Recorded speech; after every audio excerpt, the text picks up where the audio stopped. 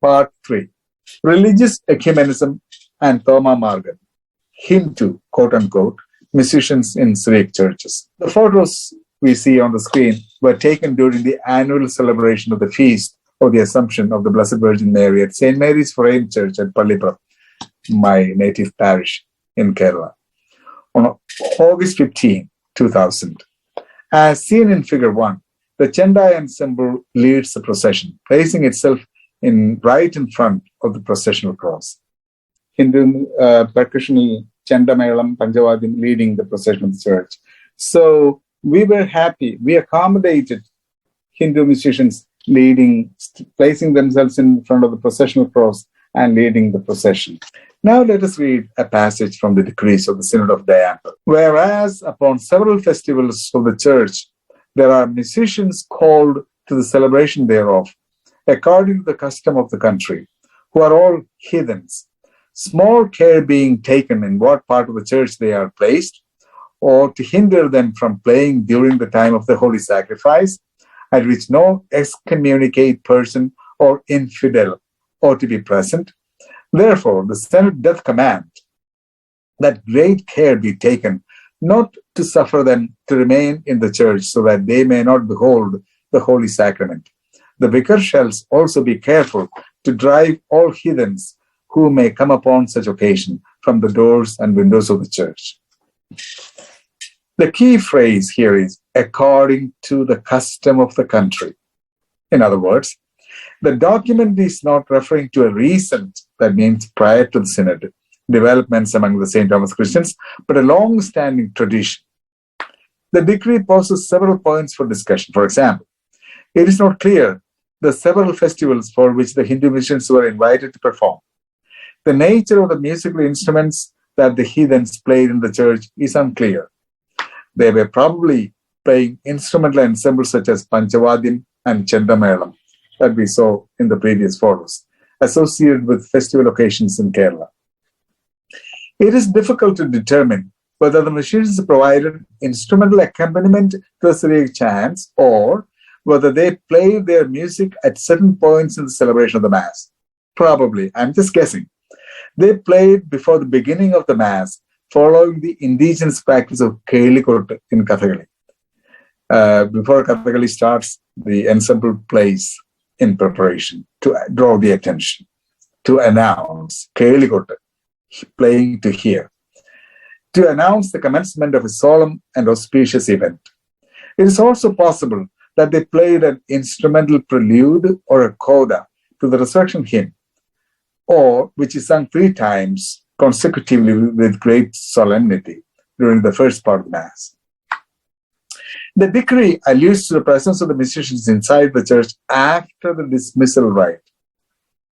Therefore, there must have been a significant reason for the community to allow the presence of Hindu musicians inside the church during the solemn parts of the liturgy.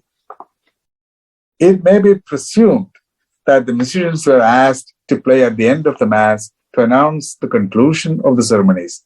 Until further evidence appears, these ideas will remain mere conjectures.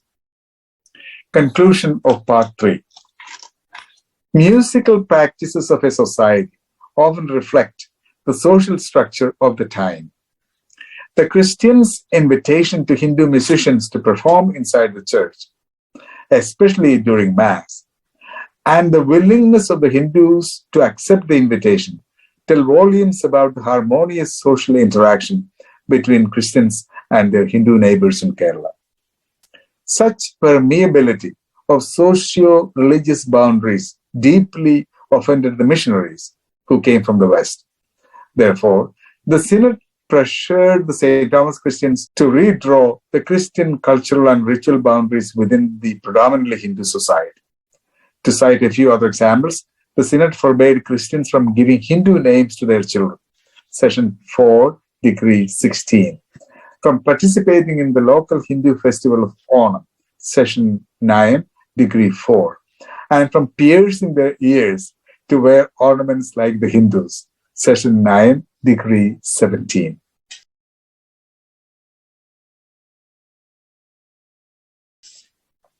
Summary. This has been a cursory glance at the Syriac cultural tradition of the St. Thomas Christians in Kerala prior to 1500 AD. In the absence of much material evidence from the period under consideration, we employed a diachronic approach using documentation from later periods and our recent experiences for a roadmap. In this journey, we had a few limitations. Our focus has been on the experience of the Syro-Malabar Catholics. The critical opinions of members of the other Syriac churches have not been considered. Our assertions may benefit from a fact check by the members of the other Syriac churches. Their understanding and assessment are equally important. We have not looked at the history and experience of the Jews in Kerala during this period. Both communities, Christians and Jews, have a shared history, shared customs, and even common melodies. Okay, that is Jacob Cohen.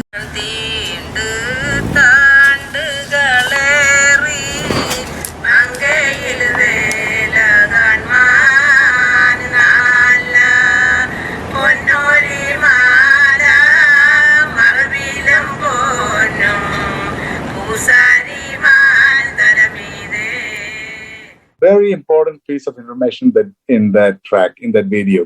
Mokshatin Rajave. എന്റെ വീട്ടിൽ പാടിക്കുന്ന പാട്ടാണല്ലോ പ്രാർത്ഥന എഴുതിട്ട് ലോകാധികർത്താവേ വാഴുക നീ സുചിരം.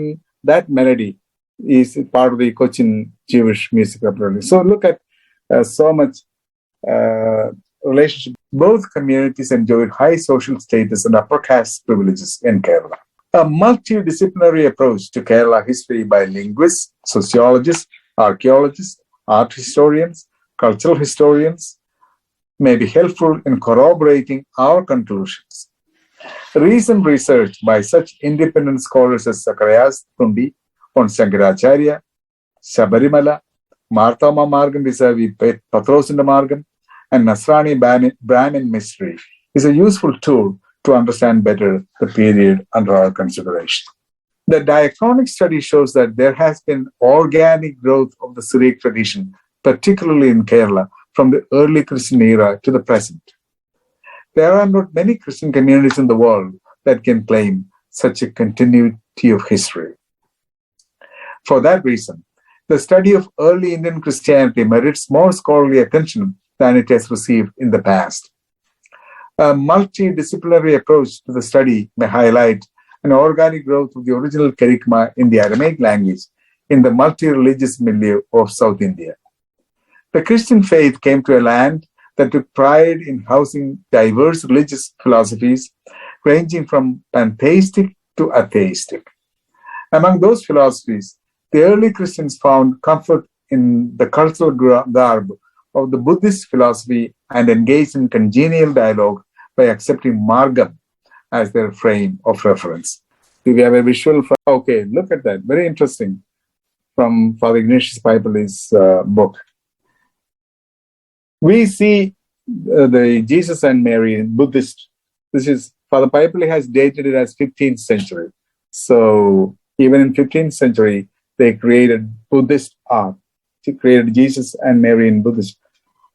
Among those philosophies, the early Christians found comfort in the cultural garb of the Buddhist philosophy and engaged in congenial dialogue by accepting Marggam as their frame of reference. Remarkably, they redefined Marggam with the faith in Jesus, whom St. Thomas the Apostle acknowledged as both God and man at the same time. The divine mantra, Marwalah, might have been as intimate to the early converts as their life breath. Interestingly, the Apostles' profession of faith included a hint at the Advaita system of thought that was already familiar to the people. It was Professor Zacharias Thundi who brought this to my attention. Later, a son of Kerala, Shankaracharya, would develop it into a full-fledged system of philosophy. More importantly, the Trinitarian idea of God did not lead to a conflict with the belief systems of the land. we see evidence of cooperation rather than conflict among the incoming faith and the local faith. This is in direct contrast to what happened in the Christian West. All these factors helped Aramaic Christianity to take deeper roots in India. Cooperation rather than confrontation was the winning strategy behind the survival of the Thomma Marggam in India. In the words of Zacharias Thundi, religious ecumenism was a defining characteristic of the Thomma Marggam, much to the displeasure and bewilderment of the foreign missionaries. Now, conclusions. Christianity in India prior to the 16th century is a unique phenomenon. India holds a significant place in the Christian geography of early Christianity. Luckily, Aramaic Christianity in the original language of the Kerygma came to India and continues to preserve a few Aramaic elements.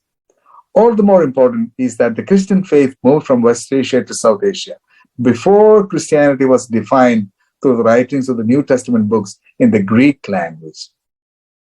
After reaching India, the Aramaic Kerygma took a life of its own by adapting to the prevalent local Buddhist culture. The Buddhist term Marggam for the new faith is a testimony to the faith transformation in South India. More than a set of doctrines, the Jesus movement became a way of life in India. For those reasons, the Aramaic way of thinking can be considered a unique identifying factor of Indian Christianity until 1500. The striking similarity in the conceptualization of religion as a way or way of life among the followers of the Buddha and Jesus Christ deserves more scholarly attention. Both Buddhism and Christianity emerged from already well-established religions. St. Luke's narrative of the early Christian experience in the Acts of the Apostles presents the emerging new religion as Odos, Greek, way, as in Acts 9:2. Luke refers to the followers of Jesus as men or women who belonged to the way. Regarding the Indian context, it is difficult to determine whether the similarity was a mere coincidence or whether it was mediated by St. Thomas the Apostle himself during his evangelization in India. The prayer vocabulary of the St. Thomas Christians is probably the best testimony to the Aramaic way of thinking. Prayer vocabulary is the common man's encyclopedia of theology. The act of prayer, along with the accompanying actions, are ways of celebrating the theology of a particular church. For example, to the St. Thomas Christians, the dogma of Trinity was less critical than the celebratory experience of the Trinity in everyday life. The veneration of the cross was an essential component of the Thomma Marggam. The Thomma Christians found ingenious ways to incorporate the veneration of the cross into their daily life. By giving prime place to the spirituality of the cross, they celebrated the theology of resurrection. Although the St. Thomas Christians in Kerala do not own stories of a Christian Shankaracharya or a St. Ephraim, they have access to a proud patrimony of a sacred language, ancient liturgy, unique melodies, musical practices, distinctive religio-cultural conventions that connect them to a glorious past. The design and execution of Rasa, the most solemn form of Kurbana, is a testimony to the creative genius of the Syro-Malabar clergy. The rituals, melodies, and performance practice of the chants in the Rasa are noteworthy contributions of the Syro-Malabar Catholics to the Christian world. It deserves more conversations among Catholic theologians than it has received in the past. Finally, the Syriac language, ancient liturgies, and music are part of the intangible cultural heritage of humanity. They add to the linguistic soundscape and cultural complexity in India. They also tell us the story of the resilience of a people in preserving what is dear to them against adverse circumstances and the zeal with which they pass them on to generations. While appreciating their contributions, the past generations of Christians in Kerala call us to transfer the torch to the next generation and the generation after. Thank you.